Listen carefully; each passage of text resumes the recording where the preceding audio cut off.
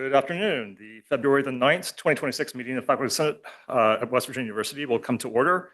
First item of business is approval of the minutes of the January 12th, 2026 meeting. Those are attached to today's agenda. Are there any corrections to the minutes? Hearing none, the minutes are approved. First up is my report. Over the last month, the leadership team of Faculty Senate has been in regular contact with WVU administrators on a wide variety of issues that have come to us from the faculty, including things tied to FEC processes, faculty speech issues, academic freedom kinds of issues, the hiring of the deans for the libraries at Eberly especially. And of course, been following what's going on at the state legislature very, very closely, and you'll be getting a more detailed report about that like later, and continued faculty interest in Ombud's position. I would like to thank especially Interim Provost Kreider and incoming Provost Wedlund, who've been very, very helpful in terms of carrying forward conversations on these and other issues.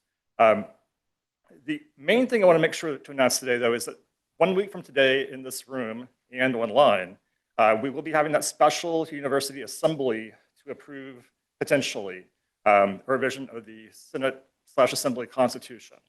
And so that's going to be a hybrid meeting, partially here. I can see about 102 people here. Otherwise, if you want to take part virtually, on Friday, Corey sent out an email that would show you how to register for that virtually. It would be very, very helpful to Corey and I if you have any questions or things you want to bring up about the revision. If you would email Corey, myself, the email that's on the Senate website, just so we have some idea about like what kinds of things we should prep for in terms of the conversation. I think that would be to everyone's benefit if we kind of know what's of interest to the people in the assembly.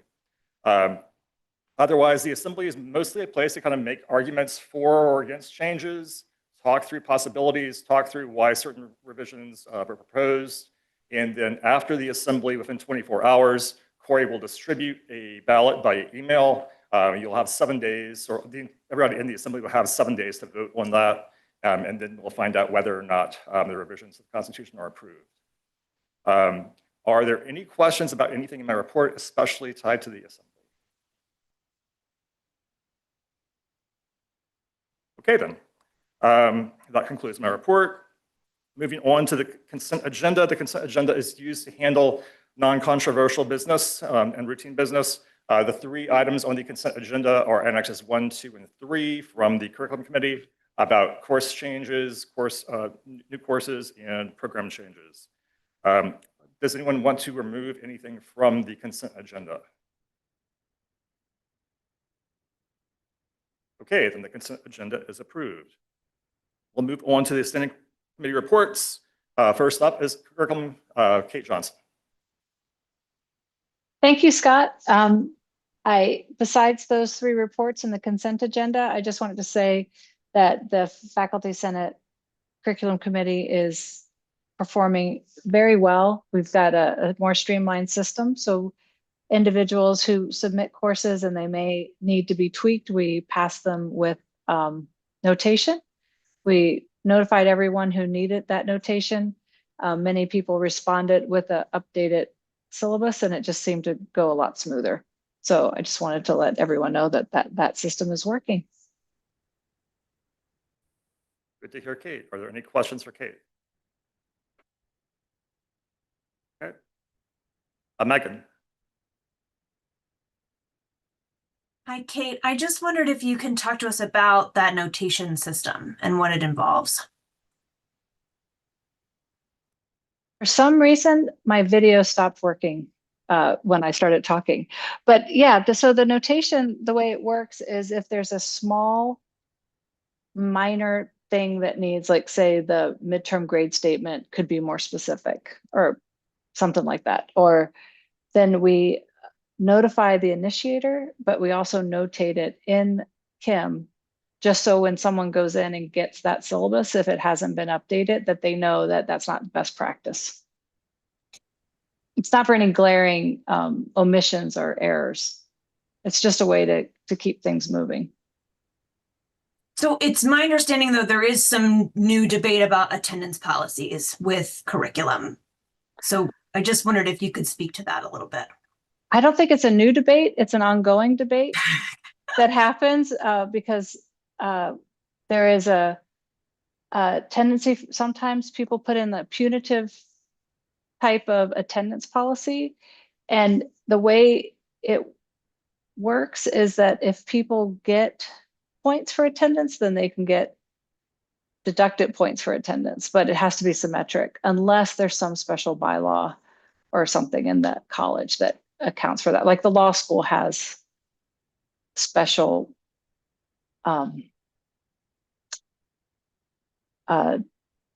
accommodation for being able to say, if you don't go to class, you cannot pass the class, right? And the only other way you can do that with a class in the normal course of events is that they have to take off as many points as they give for attendance.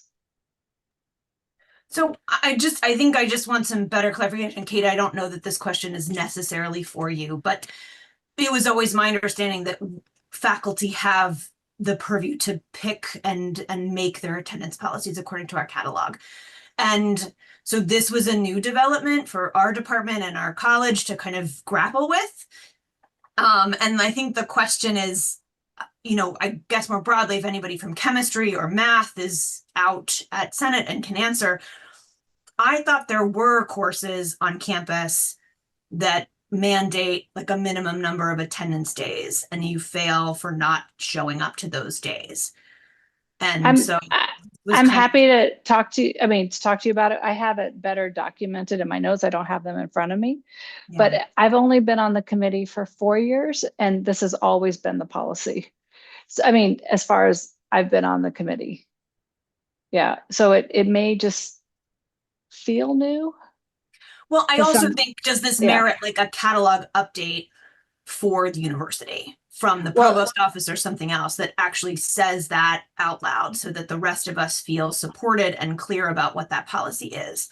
Because I know I am one that didn't know about this and I have a punitive attendance policy in place. And so I'm hearing that the provost office wouldn't accept this or support that, which has not been the case to date with this course agreement I have. So I don't know. This was new for me and I just wanted to kind of address it more broadly and say, well, I think that if you maybe not feeling supported, I think you can put in your syllabus what you want, but if the student appeals their grade, there has to be university policy to back it up. And I don't think that the catalog does back up a punitive attendance policy is the problem. Right, so yeah, you can absolutely change the bylaws of your college to have punitive attendance.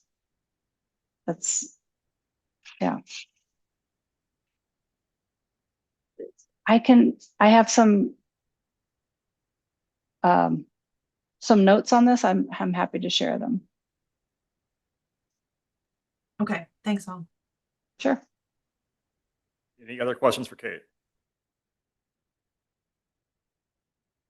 Okay, thanks, Kate. Next up, the General Education Foundations Committee report from Cody Hood.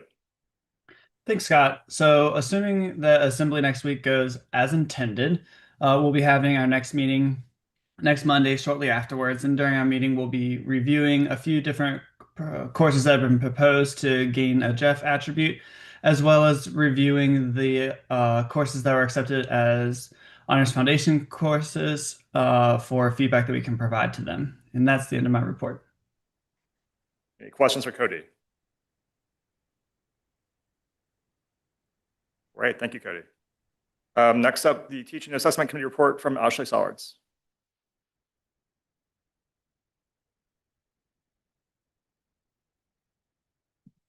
So you should have all received an email both on January 22nd and then again on January 29th about the early semester course feedback.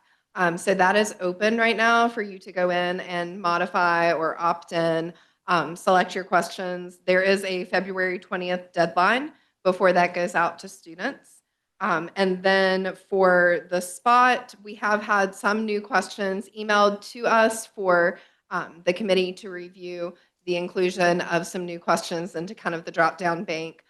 Some that might be required for certain colleges, but if you have any questions that you would like to see added to the spot, you can send those to us and we will put them through our committee for review. And we meet again on Monday, the 16th.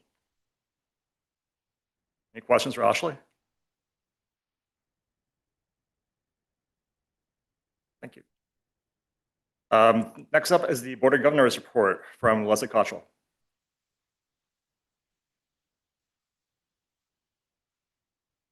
Pull it down. So nothing much to report in terms of the fact that we haven't met, but this week and next week will be the meeting. So next time I'll have more to report. Just for those that like to keep track of the itinerary and look at agendas and maybe take part in some the public portions of the meetings. We had academic affairs today, this morning.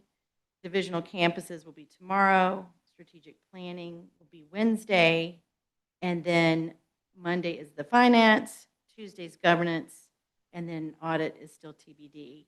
Next Thursday evening, we start the formal BOG meeting, and then Friday all day. So those should be posted soon in terms of, again, what's on the agenda and what to anticipate.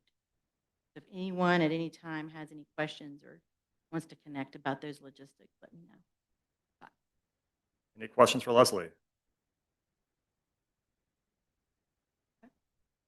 Okay, thank you, Leslie.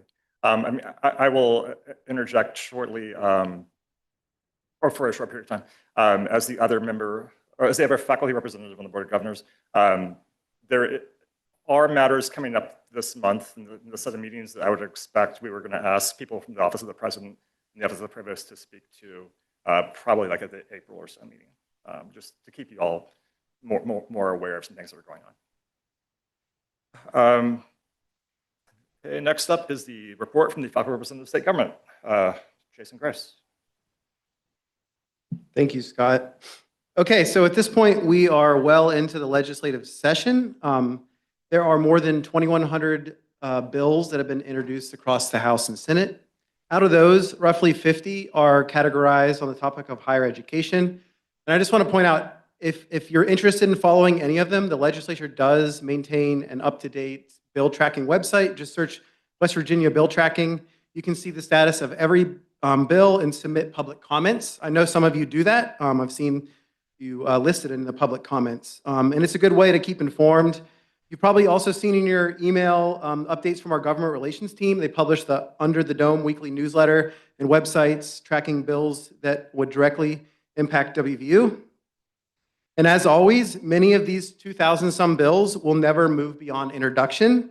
So if you do take my advice and you go and you read all of them or the titles of them, please keep in mind that you will see that some of them affecting higher education are quite divisive in nature or clearly political driven. I do not want to give unnecessary attention to proposals that may never advance. So today I'm going to focus on bills that we know are currently moving. I will say there are several additional bills that have been flagged by Travis and Dan and the WVU government relations team, and myself will keep tabs on and continue tracking. Last week, and on Wednesday, we had the WVU hosted the WVU Day at the Capitol. I did take the opportunity to sit in on President Benson's and Vice Provost Gavin's testimony before the House Finance Committee. I'm happy to report they represented WVU extremely well, and they were able to highlight some of our successes, especially in retention and enrollment and research, amongst others. A few bills I do want to highlight that have been moving. House Bill 4002, the West Virginia Collaborative, it has passed the House. This would establish a mechanism for the legislature to fund research at West Virginia's higher education institutions. It creates a board that's comprised of representatives from West Virginia University, Marshall, and West Virginia State. It would be administratively housed at Marshall, but it could fund research potentially at any higher education institution. Senate Bill 455 is related to Potomac State College and putting them as a permanent member of the Learn and Earn program. Last year, it passed the House but didn't get taken up by the Senate. This year, it is passed through the Senate, so that's encouraging. House Bill 4081 is the Higher Education Health Aid Grant. It's an initiative that the students have been advocating for the past few years. It would create a grant program to address food insecurity and student health issues. This has passed the House as well. And I want to draw attention and highlight that there are two bills that are related to the composition of the boards of governors at higher education institutions. This was clearly a topic that we followed last year. So the two bills are Senate Bill 551, which would restore voting rights for students, faculty, staff, and staff representatives on the Board of Governors. It's sponsored by Senators Woelfel and Garcia. Those are the two Democrats in the Senate. And Senate Bill 675, which would restore voting rights only for the student representative. It is sponsored by lead sponsor, Senator Mike Oliverio, who's a Republican, and also co-sponsored by Senator Joey Garcia, who's a Democrat. Both bills have been recommended to the Senate Education Committee. Of the two, Senate Bill 657, which would restore the vote for students only, is more likely to be taken up by a committee because it has a Republican lead sponsor. In fact, it was already scheduled to appear on a committee last Thursday, but then at the start of that committee meeting, it was pulled from the meeting agenda and not discussed. While it would be wonderful to see Senate Bill 551, which would restore the voting rights for all three constituents, move forward, it's less likely given that the same legislative composition that removed these voting rights last year has not changed and the political makeup has not changed. From conversations with elected officials, it seems that there is a sentiment that if voting rights are restored from anyone, the student representatives might have the strongest chance. Part of this might stem from the fact that students are consumers of the university while faculty and staff are employees of the university. The students have publicly stated, there was a recent article in the Daily Athenaeum where they emphasize that they see the Board of Governors service as a voting member as a very meaningful learning opportunity, a chance to develop leadership skills and understand governance in a way that prepares them to serve West Virginia in the future. Senator Oliverio, who is the lead sponsor of Senate Bill 657, has been a longtime elected official throughout his career. He himself was a former student body president, so I think this motivation may personally resonate with him. I want to applaud the students on their advocacy. I want to say that I agree with them. The experience of serving on a Board of Governors can be transformative. I also know this firsthand as well. So today I find myself in a unique circumstance to comment on this because 20 years ago I was the elected student representative on the Board of Governors, and now I'm the faculty representative to state government. So I would be remiss if I didn't mention that that experience did play a role in my desire to want to become a leader in the state of West Virginia. And more specifically, it helped me set my sights and want to become a faculty member at West Virginia University. So because of that, I want to take a moment to speak about the role of faculty in these discussions. Higher education faculty are deeply impactful leaders in the state of West Virginia. We directly support the state's workforce development needs. We directly drive economic growth by securing competitive research funding, and we greatly contribute to the public outreach of West Virginia across the state. In fact, the university recently released an economic impact report showing that WVU and WVU Medicine contribute to $14 billion of economic impact in the state. That's about 17% of the overall West Virginia economy in a given year. The Morgantown campus alone contributes to over $3 billion. When we see this number, I think it's very important to celebrate that without any question, this impact would simply not be possible without talented faculty who design and deliver quality academic programs and research. The study specifically called out research and found that over $400 million of annual impact is related to our research enterprise. And it's important to point out that this comes from talented faculty having expertise, novel ideas, securing competitive funding, and pushing groundbreaking discoveries. Having an R1 institution in the state, in a state that urgently needs to attract and retain talent, is a very powerful asset for West Virginia, and it attracts people to move here, live here, work here, and contribute to our state. So given that the topic has been brought up, anytime the topic of BOG composition is brought up in the legislature, I think it's always important to recognize and celebrate the enormous impact that faculty make to higher education, to the state of West Virginia, and to WVU. Faculty are uniquely qualified to understand and represent the day-to-day business of the university. Restoring a faculty vote would certainly reflect that faculty are valued in West Virginia. It can feel disheartening when our elected officials overlook that faculty play a role in helping our state. That said, initiatives like the West Virginia Collaboratory, which would be able to fund research and leverage faculty expertise, are positive signals that state officials do see the potential of faculty to help West Virginia thrive. So without further ado, I'll entertain any questions that people might have. Any questions for Jason?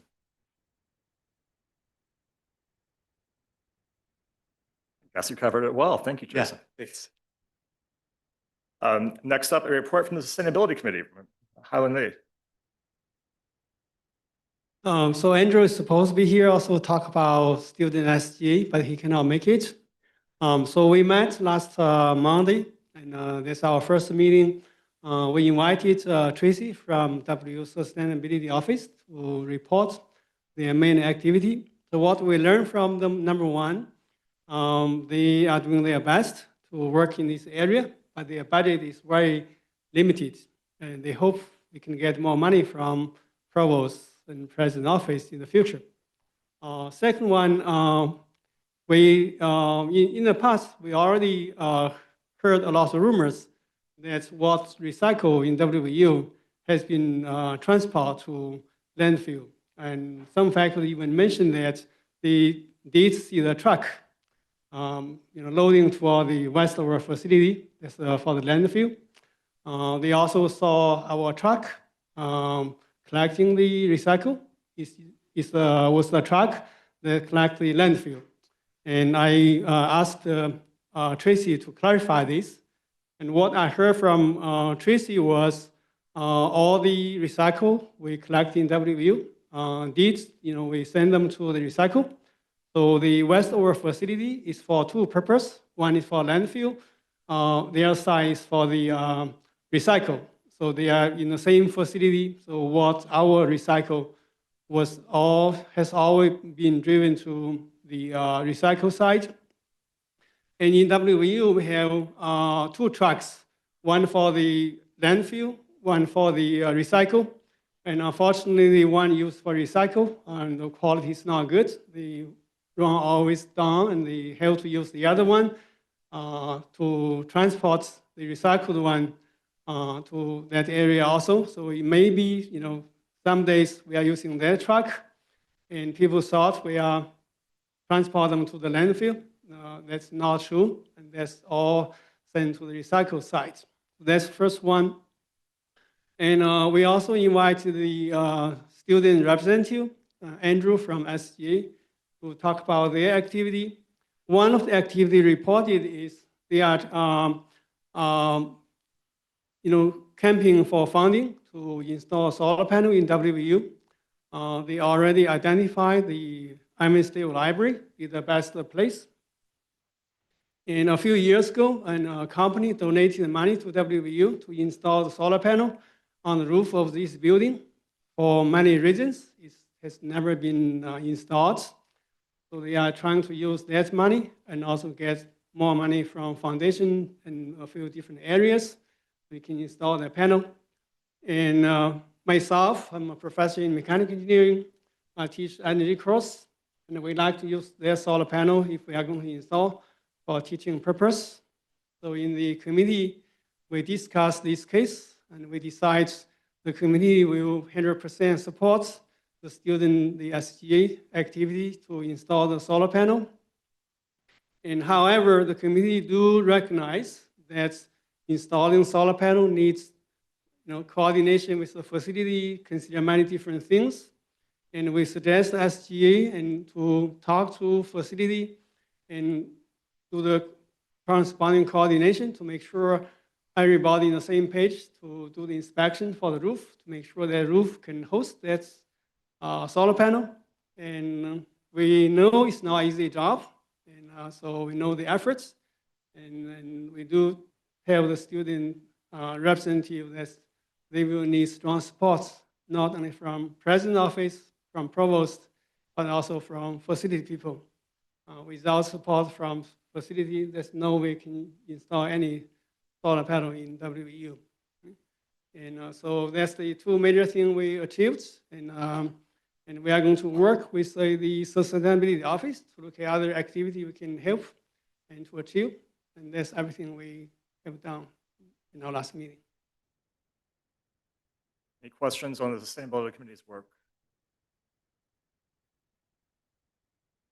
Right, thank you. Okay, and moving on to the guest reports. First up is President Benson.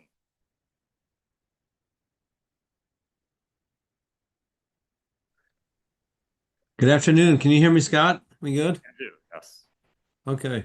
Well, thank you for having me today, and I apologize I can't be with you. I'm tending to my youngest son here for a couple days in Myrtle Beach. First off, I want to say thank you to what Professor Gross said about our time in Charleston last week. That went very, very well. We had a chance to present to the House Finance Committee on Wednesday, which also happened to be West Virginia University Day, and it was great to see so much gold and blue in the state capitol. People really turned out, and it was a wonderful chance to see the critical mass of Mountaineer support and the difference we make on the state. We also, the night before, had the Universities United reception, a chance for us to be together with our Marshall University colleagues. We are certainly competitive in some areas, but it makes sense for us to collaborate in a state of less than 2 million people to address educational needs throughout all of our 55 counties. But we're two very different sorts of institutions. As Brad Smith and I made our presentations on Wednesday, I think this came into very clear focus. They're focused on their mission, which is different from ours. And we can certainly be complementary, but we had a chance to present each of our kind of perspectives about our institutions, and then we took about 55 minutes of questions. So I heard from several members of the committee they appreciated the two of us standing up there together and representing our united front. And I just wanted to mention that. I did focus on certainly our budgetary requests, our needs. They wanted a lot of data points as it relates to our budget. This is no surprise. It's been reported in the media. We focused in on deferred maintenance, also the funding formula for the institutions with inflationary costs factored in. Also requests for Coliseum upgrades, including an HVAC system, which, as you know, is absent. And I'm happy to report our request for expansion of our medical facilities as it relates to class sizes for all of our medical education programs has landed well. And we are going into this together with Marshall and our DO school down in Lewisburg. Jason also referenced the Trip Umbach report. If you haven't seen it, I highly recommend that you see if you can review it. It's on our website at www.wurelations or governmentrelations.edu. And it has some really interesting data points, including, as Jason mentioned, our $13.4 billion annual impact on the state, if you count both WVU and WU Medicine. I also had a chance to report out after President Trump signed the budget bill. There were a few really nice congressionally directed spending projects that have been funded. One is $15 million for phase 2 of our School of Dentistry renovation. Almost $12 million for the development of the RNI Neuromodulation Center. Dr. Rezai and his colleagues.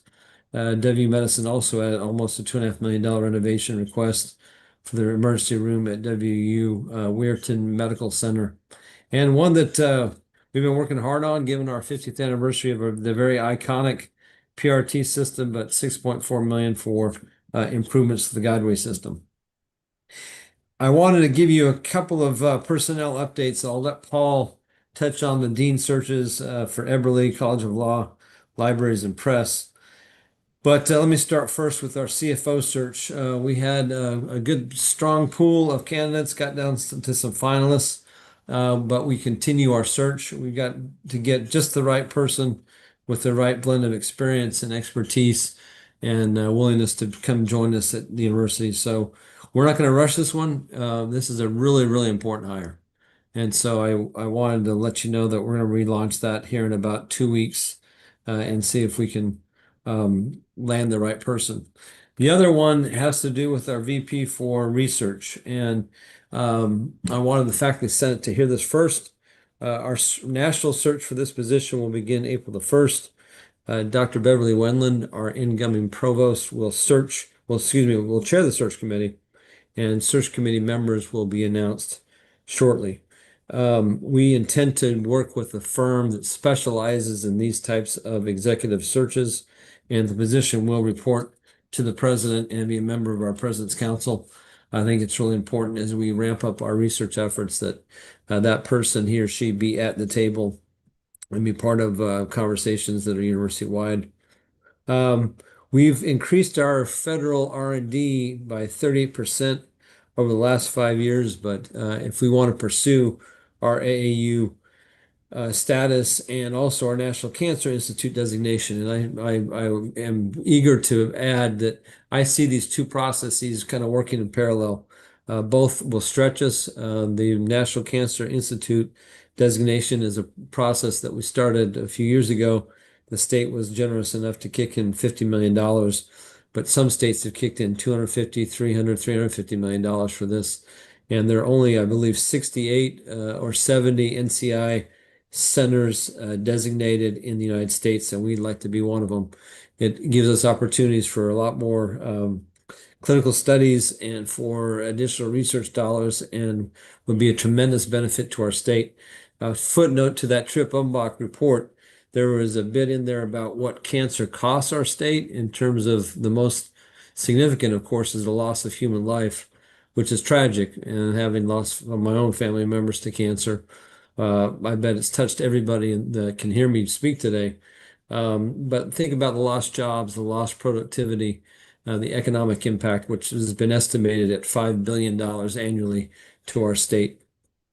I want to thank Dr. Ming Lee for his willingness to serve as the interim vice president for research. I've gotten to know Ming, and he is a brilliant scientist who, as you know, has had experience at both the National Cancer Institute and also the NSF before he joined us here at West Virginia University.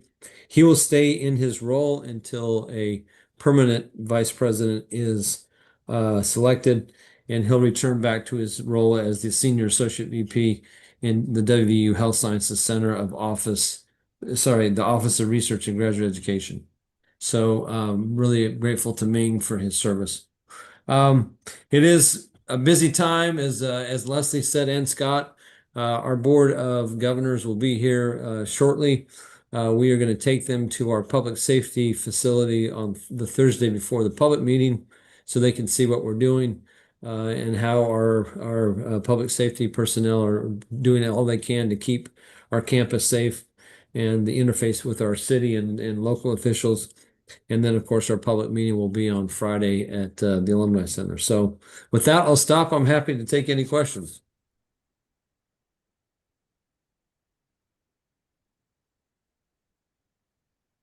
Hi, President Benson. Brian Powell from Statler College. I have a question about another leadership role.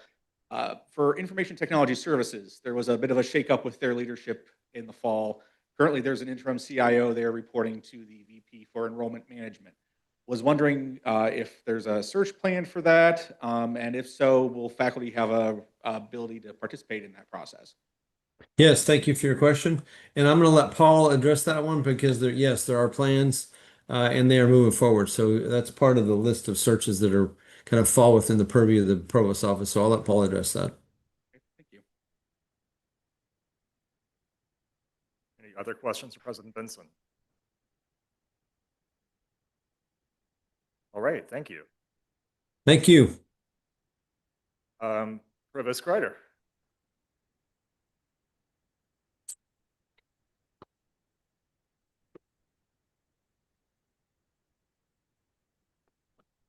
Good afternoon. Good to see everyone.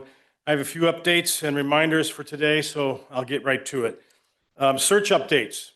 First, let me just say thank you, President Benson. The CIO search is one that I'm not directly involved with, but it's something that the Provost's office is involved with, and we have hired a search firm, and we're starting to move that search forward.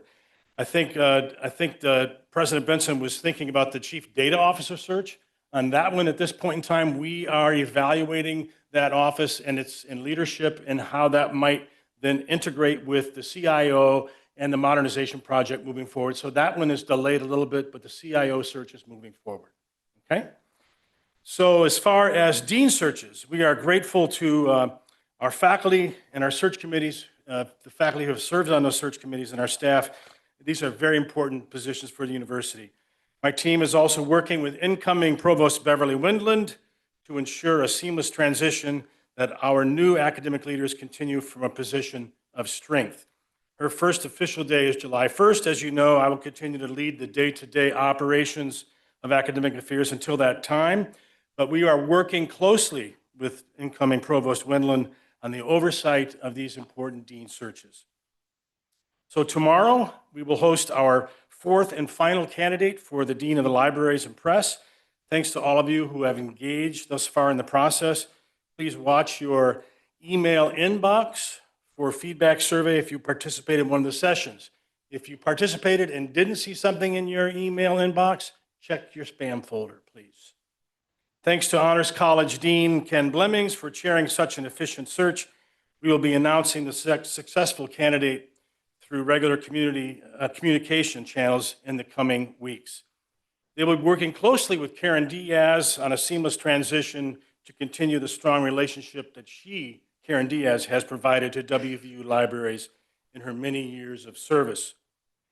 Late last month, the search committee for the next Eberly College Dean met to advance their charge of identifying the next dean of to champion WVU's arts and sciences programs. Associate Provost for Undergraduate Education, Evan Witters, was appointed as co-chair with the College of Creative Arts and Media Dean Keith Jackson.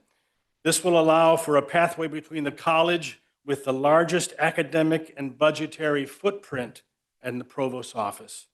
Greenwood Asher is partnering with us on the search to attract a competitive national pool, and Zoom interviews will take place later this month, and finalists will be invited on campus in March. The goal is to have a successful candidate in place to align with the conclusion of Greg Dunaway's tenure in this position. As for the College of Law Dean search, we have decided it would be best to extend that search at this time.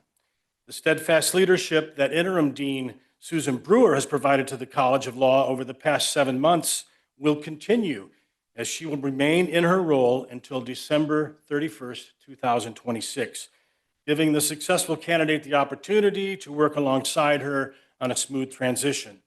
The search committee's resolved to hire a candidate who could lead West Virginia's only College of Law into a promising new era will persist with renewed energy. Dean Hall from the Chambers College will continue to champion that process and serve as chair of the search committee, and Greenwood Asher and Associates will restart the process of recruiting and receiving candidates in the coming months, with the goal of advancing the interviews after Provost Windland is on campus during the summer. So a couple of announcements you may have seen in Friday's e-news, the official announcement about Aaron Kelly rejoining the university as the institution's first digital accessibility program director under the Office of Student Accommodations. In this new role, Aaron will provide oversight and technical expertise regarding digital accessibility compliance. She will also provide training, consultation, and coordination among stakeholders across the institution to align with federal and international web content accessibility standards. One of her initial priorities will be to establish and implement institutional accessibility standards and a comprehensive campus accessibility plan. She will work across units, including ITS, academic departments and faculty, procurement, third-party vendors, and others to evaluate digital accessibility, remediate barriers, and promote best practices.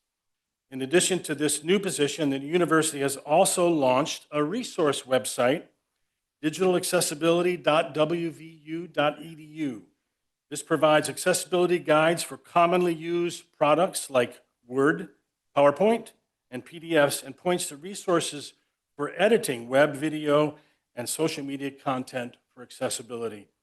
We are thrilled to have Aaron back on campus and serving in this role, and we'll be sure to communicate next steps and new resources and opportunities as they are developed. So a few quick reminders, AI survey. This went out today. We shared a survey request from Associate Provost Evan Witters regarding AI use in teaching and research. It's short and should only take 5 to 10 minutes to complete. The results from the survey will help to inform campus decisions on AI training and tools. Community engagement, the Center for Community Engagement is hosting an engagement expo this week, February 12, from 11 a.m. to 2 p.m. at the Mountain Lair. Faculty and staff are encouraged to attend and invite their students to explore meaningful ways to connect classroom learning with real-world impact. And finally, remember that the deadline for nominations and applications for the Provost Office Faculty Awards is next Monday, a week from today, February 16. These include Benedum Distinguished Scholar Awards, the Caperton Award for Excellence in Teaching of Writing, James and Karen Cavaney Alumni Association Faculty Excellence Award, the Ethel and Jerry Hebink Award for Distinguished State Service, and the WVU Foundation Awards for Outstanding Teaching. Details for all of these are available on the WVU faculty website under the Awards and Recognition tab. If you have any questions, please reach out to my office. So that is my report. I'm happy to take any questions.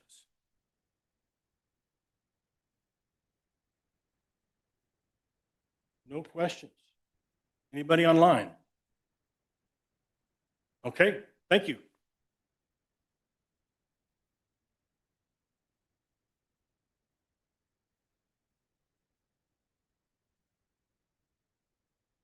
Next up is a report on an activity that I think several of you are probably not aware, so I think it's important that you become aware of it. So we are going to have a report from the Faculty Senate representative to the University Culture Action Team's Eric Worsting. Thanks, Scott. So as kind of Scott alluded to, this is maybe an activity that's been happening kind of at multiple scales and university-wide that could be happening in the background, and it's in consultation with Senate leadership. Thought it was a good time to start getting it on the radar. So as a little bit of background, many of you, or hopefully some of you, remember about a year ago or somewhere in that timeline, there was kind of a series of focus groups that were happening across the entire spectrum of faculty and staff. And a variety of information was collected from that and processed by university leadership. And the responses of that kind of drew concern. And one of the initial responses of leadership was to generate these culture action teams to kind of assess some of the feedback from these surveys, start creating response plans. And these culture action teams are kind of existing at a variety of levels. Every major college has one of these, a variety of kind of staff units have these. And then there is also a university-wide one where Faculty Senate has a representative on, which I am serving that role. So at these culture action teams, and I can at least more specifically state for the university-wide one, there is representation kind of across the entire employee spectrum of all relevant stakeholders associated with the university.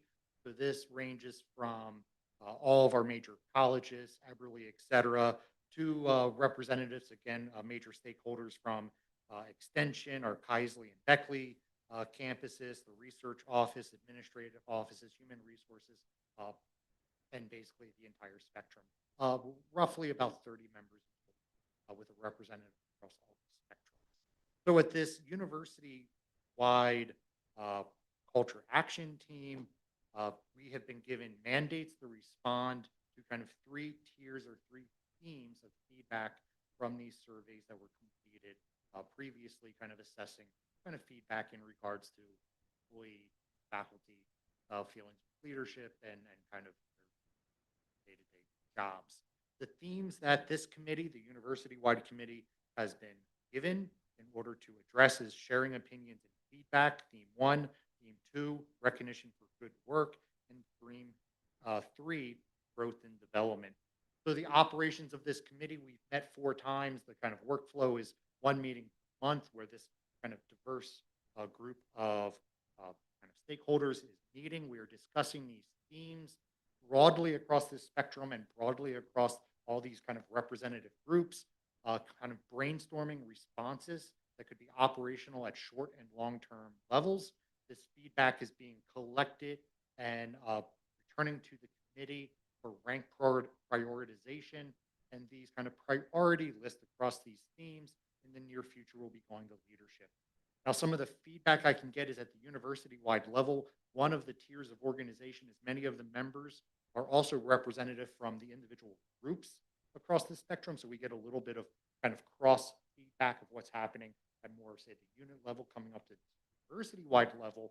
And I can report that leadership is roughly expected to maybe start getting some of this feedback, not from the university-wide team. We seem to be going a little bit slower, but still making good progress. But from some of the different unit level groups, feedback is expected to start going to leadership by potentially as early as later this month or early March. And other things that I can report on is one of the goals already coming down the pipeline that's being discussed at the university-wide culture action team is that another round of surveys is tentatively planned for maybe sometime within fall. And one of the things that I would want to report on that is, these responses that are being kind of put in front of these committees, the kind of brainstorm, are based on kind of the weighting of responses, or my kind of best estimate is from the weighting of responses, the kind of frequency of responses from these individual focus groups. And some of the data we did collect is overall responses or even attended focus groups in the first round were pretty poorly attended. And one of the things that we're trying to address in this group and in some of the potential ways we can, one, share opinion, feedback, et cetera, is to try to make sure we have better attendance at these. And that's, I think, one of the goals I would like to really get out and make people aware of. Now, this is coming around again for these to continue to have more and more impact in the future, more and more feedback, I think is what is going to continue to add power to this. I think is a really positive indicator that leadership has responded with this kind of information, kind of feedback and response type mechanism. Looking forward to having more surveys moving forward. And I think R is faculty attendance and representation of this, getting kind of our feedback represented over and over again and getting it at a higher and higher priority level. This is going to be important. The other stipulation or maybe caveat I want to put out there, also, I think we definitely are getting kind of awareness from leadership. This was a leadership initiated kind of response. And again, leadership will be getting the initial feedback soon. But, I kind of want to get out there. I mean, this is, I think, at this early phase of starting a back and forth conversation. I would encourage, not expecting miracles, but try to see the positives in engagement and kind of see this as a reiterative process of increasing kind of baby steps to perpetual. So that's kind of the feedback of what's happening. This is going to continue to grow. There will be continued feedback of kind of the collective rank ordered priority responses going to leadership in the future. And these try to generate feedback. Any questions for Eric?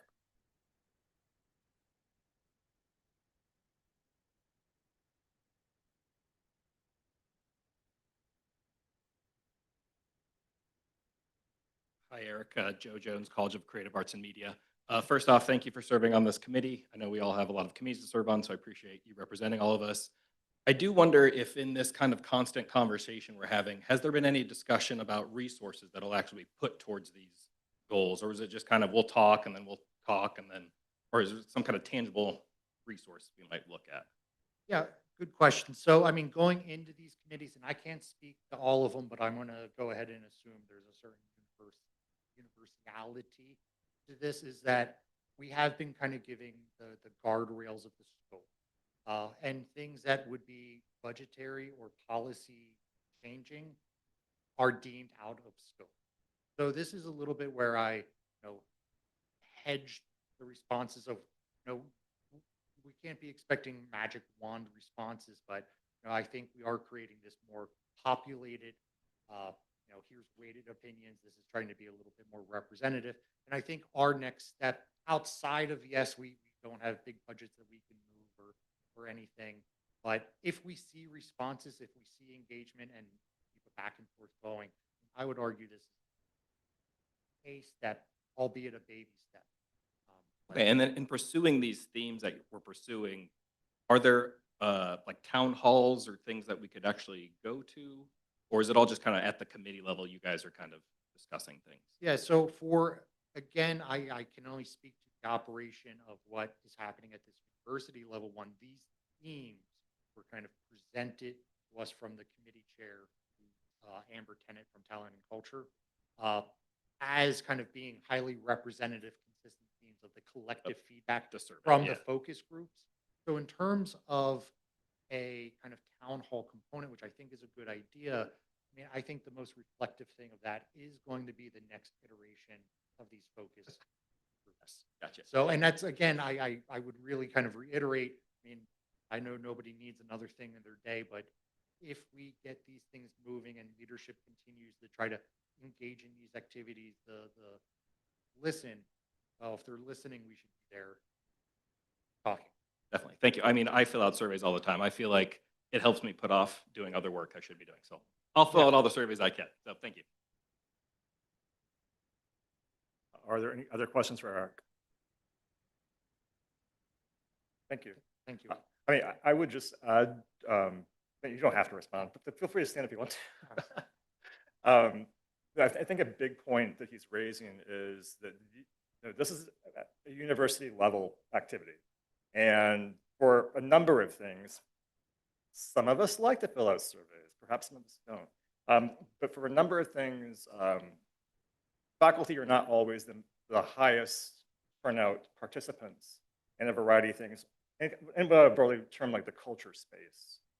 So if you're really interested in this kind of issue and being part of that iterative process back and forth, refining what our priorities are going to be and then where resources might be following those priorities, it's incumbent upon the faculty to actually take part in that. And so I appreciate you serving on this committee, and I would encourage faculty who are really interested to take part in a town hall kind of environment when that sort of arises. I mean, I'll comment on that a bit. I mean, faculty representation in these study groups, that was data we were given. I don't have the numbers right in front of me, but of the entirety of focus group sessions that were available to faculty, a good number of them were canceled, and I don't know what the overall representation of the ones they held were. So, I mean, that's definitely going to be an impact. I did attend one of these, and it actually, I think, ended up having a pretty lively discussion. And one of the things that the group that I was in got pretty animated about is, why are we doing this? All these comments are going to disappear into the ether. And, you know, I'm kind of standing here as this representative of one of many how culture action teams going. I mean, I can't promise, or we have no idea what the next step is, but I mean, this is a response thereof. So, I mean, it's already a start of something. So showing up to these got pretty lively. I kind of felt bad for the person doing the survey and the focus group I went to. It wasn't all that bad. It was an hour of your day, and it's important to participate. Thanks. Okay, thanks, Eric. Now we have a report on the reinvigoration of the Hardesty Festival I Have Ideas from Government Association Vice President Roe Jones.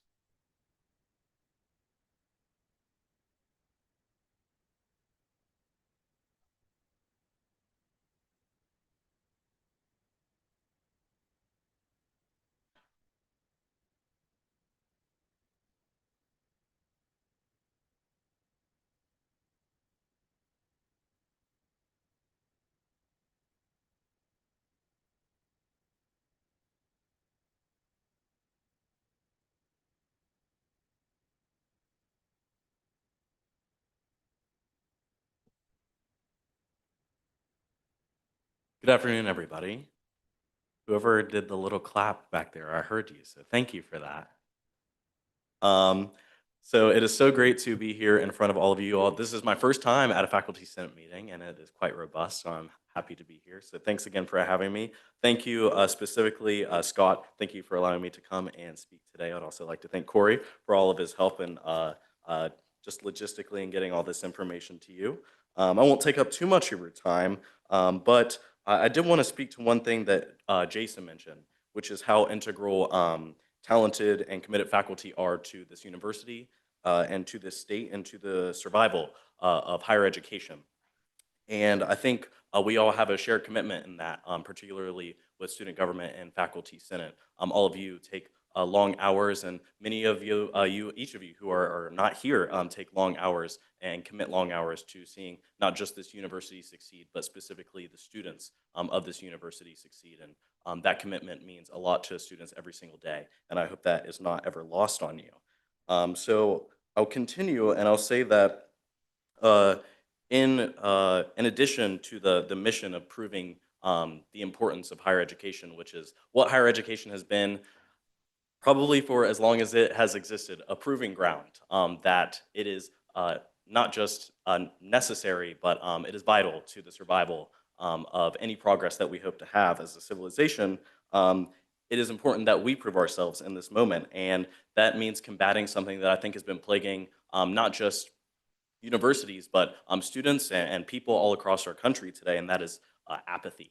So one of the things that Colin and I really learned whenever we campaigned during our first campaign to students was, and we went to different student organizations, the number one concern that we heard was that students are apathetic about participating in anything. The best example, it's a bit silly, was the Supply Chain Management Club. We went and presented to them, and they used to have over 150 members attend their club meetings once every single week. And the same guy had been president whenever we had first ran pre-COVID and post-COVID. And he said, in essence, yeah, we used to have 150 people, and now we're down to about 15. And I said, why do you think that is? And he said, well, I think students care about their education, but it's hard to compete with when they can go home and smoke a bowl. And so I think that is, I think that's really reflective of the competition that we're up against today, and I think that is reflective of the broader apathy that we're engaging with. Another thing is the advisor for Student Government Association, Dr. Tane Lee. He oversees all the student organizations here on campus through student engagement and leadership, and he's statistically seen an increase in students being willing to participate in student organizations post-COVID. So we're now starting to get classes of students where their most formative years of high school education were not interrupted by a mass pandemic. And so there's been some sort of rebound, but it is hyper important that we really take advantage and drive that rebound to see broader engagement from students in this university again. And so my hopeful contribution to that movement is to bring back the popular lecture series that existed here on campus not too long ago, the Hardesty Festival of Ideas. For those of you who don't know, the Hardesty Festival of Ideas was a presidential lecture series founded by former President Hardesty when he was a student here, and he was also student body president of WVU in the 1960s. I actually met with him and President Benson earlier this summer whenever I first heard about the Festival of Ideas, and he mentioned to me that his whole intention with the Festival of Ideas was particularly to have to encourage intellectual curiosity among students, to showcase faculty talent and research, and to spark debate and conversation. And intellectual conversation is where it's supposed to be at universities. We're the home to that. And so hopefully we can continue to be the drivers of that in this day and age. And so hopefully we can continue that mission. I'll be having dinner with him tonight to run him through the schedule. And that's something I would actually like to do for all of you as well. So we'll be having 3 nights of the Festival of Ideas. Usually the Festival of Ideas is spread out across the course of a year, once every month. But something that we were able to learn from the past is spreading something out over the course of the year was not an effective way of maintaining student attention. Recently, I was able to squeak in my Truman application. And one of the things that I talked about in my policy proposal was the idea of the attention economy. And that is something that we're additionally trying to fight today in higher education. And so we have to be willing to have intense conversations. And so that also means showing faculty research. So the first night of the Festival of Ideas, it will be 3 nights in a row. It will be this coming week, the first night will be February 16th, which is this coming Monday from 6 to 7:30 p.m. in the Gluck Theater. And we're going to be having a panel on artificial intelligence. I'll actually go back. There it is. A panel on artificial intelligence, the ethics of artificial intelligence, its implications on society. Obviously, artificial intelligence is something that not just higher education, but we as a society are trying to grapple with right now and understand. Amy Seifert, professor here at the law school, has done some tremendous research in that realm. And of course, President Benson has an AI task force in which General James Hoyer, Brad Price, and David Satterfield sit on as well. And so we'll be having a panel discussion about what that means for our society, what that means for higher education, and what that means for the local communities of Appalachia that WVU empowers every single day.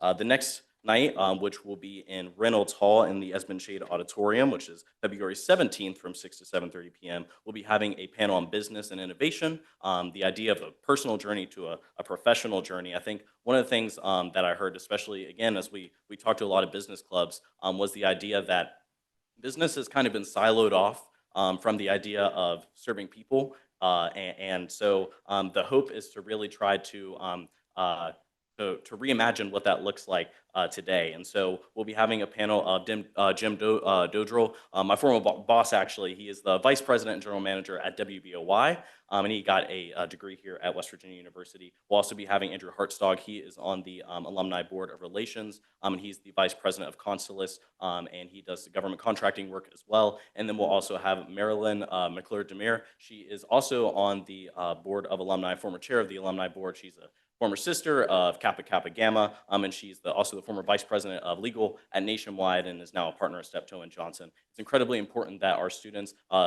see the success that WVU has been able to drive in this state. And so I think this panel will do a really good job of addressing that. And then for the final night, we'll be doing a night of understanding West Virginia politics. And we're going to also discuss the 2026 legislative session. West Virginia politics is, for those of you who have kind of covered politics or watched politics in West Virginia here for a long time, it is unique and it is interesting. There's been massive polarization shifts in West Virginia, going from fully controlled by Democrats to completely flipping on its head. And so there's been lots of changes in West Virginia and lots of developments of West Virginia over time. And so I wanted to figure out and find some people who could really speak to that and who have been talking about that for a long time. So I got a reporter at West Virginia Watch. She covers the legislative session and is currently covering the legislative session in Charleston right now. Her name is Amelia Nicely. She, again, is a reporter at West Virginia Watch. And then she'll be sharing the stage with Samuel Workman, of course, the director of the Rockefeller Institute of Policy Research. Professor Workman knows, I think, literally everything there is to know about politics. So I think he'll provide some interesting insight as well. And then once they finish their conversation, we'll also be having State Senator Joey Garcia, who may be able to give us a little bit more intimate knowledge of the legislature and what he thinks the outcome of many of the policies that we're seeing through the legislature may be. So those are the 3 nights of the Festival of Ideas. The politics night will also be in the Gluck Theater, so we go a little bit back and forth there. But what's most important is where you can help. Firstly, showing up. That's incredibly important. I know all of you are busy and have busy schedules, but in order for us to, as I said before, prove ourselves and prove that higher education is worthwhile, not just to our legislators, not just to the students here at WVU, but also to the community members who will be attending events like these, who have historically attended events like these in the past and have been drivers of West Virginia University in the past. It's incredibly important that they understand what West Virginia University does and what West Virginia University is all about. The next thing that is really important is encouraging your students, your loved ones, whoever you care about. If you don't care about them, that's fine as well. Encouraging them to come to this as well. I sent an email to Corey, and he'll have the link for the tickets for all 3 nights. And sending those out to your students and encouraging them to attend something like this as well, because ultimately it is incredibly important that they not just see these people, that they not just hear these people, but they really take something away from the stories of these people. I know I've talked a lot to Heather Richardson, the Vice President of Communications here at WVU, and she's told me a lot about how WVU is really trying to pivot towards showing the stories of people who have been influenced by the university and by higher education.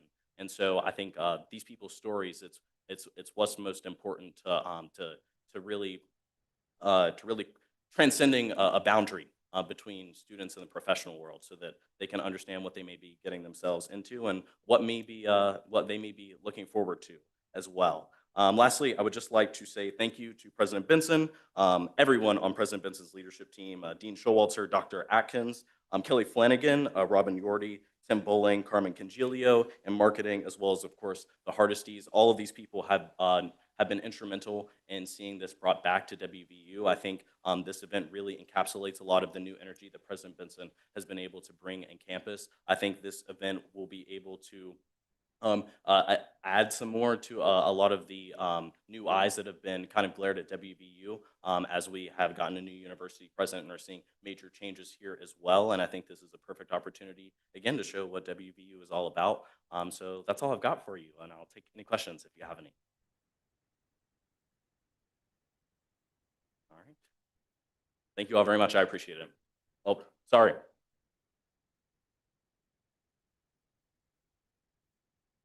Hi, Mandy Wyrick from the School of Social Work at Eberly College. Just a quick question. I teach all online students, graduate and undergrad. So is there an option for our online students to be able to participate or to view these presentations?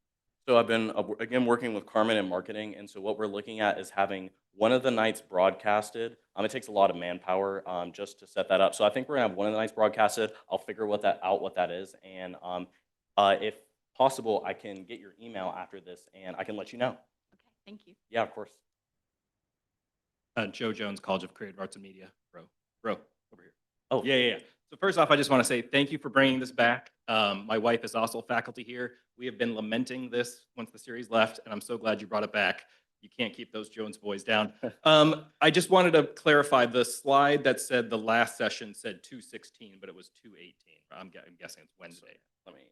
Yeah, it goes Monday, Tuesday, Wednesday. So Yes, it goes Monday, Tuesday, Wednesday. I think the slides may just be out of order. Let me look at that just to be sure. Let's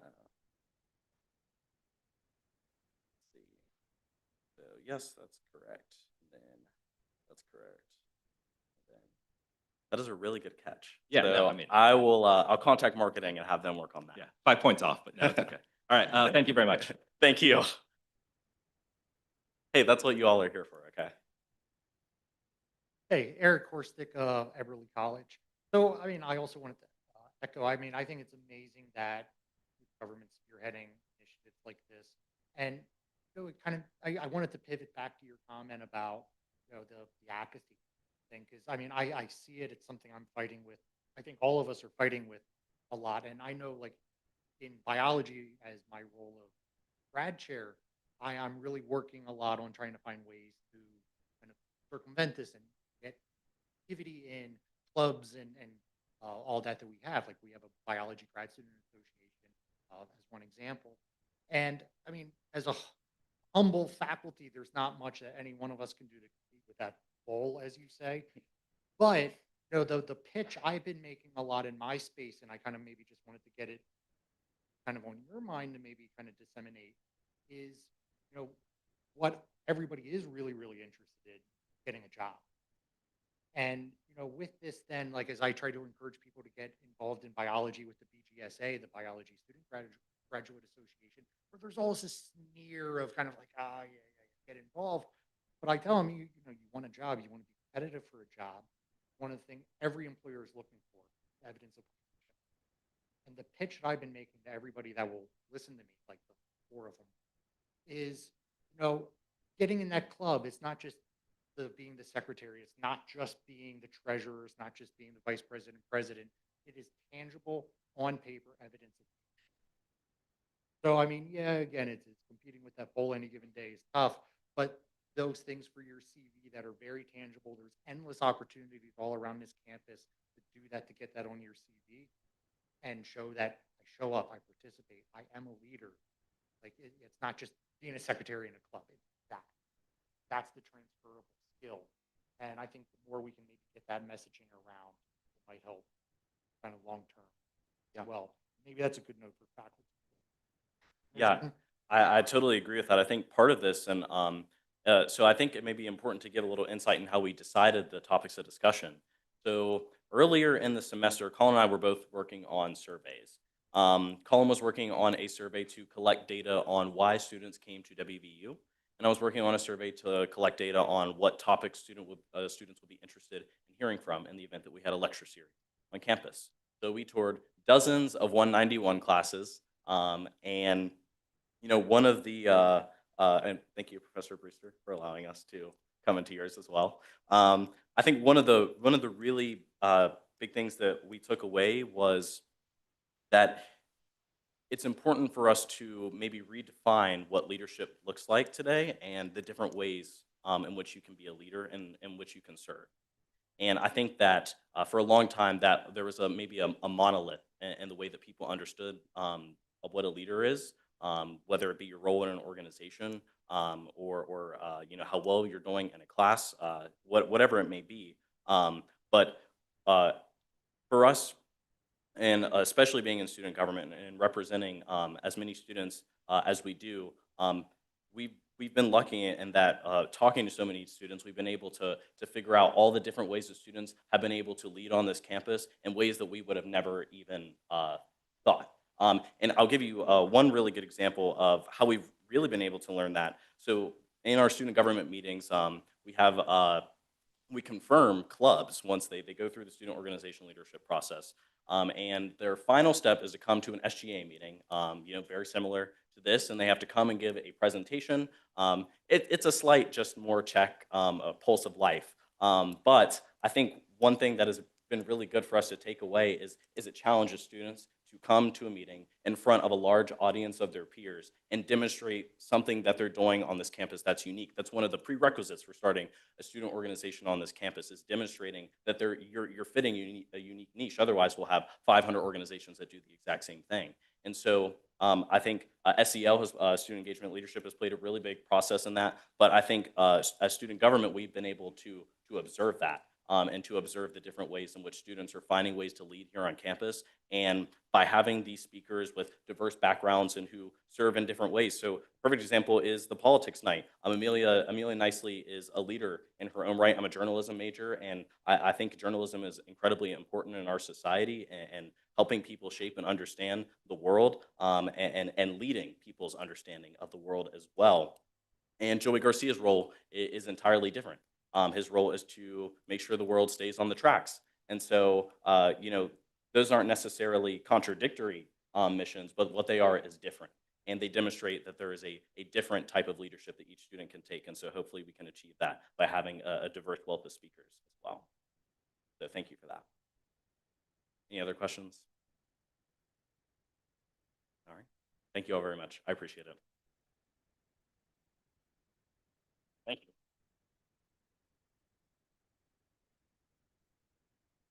All right, thanks, Ro.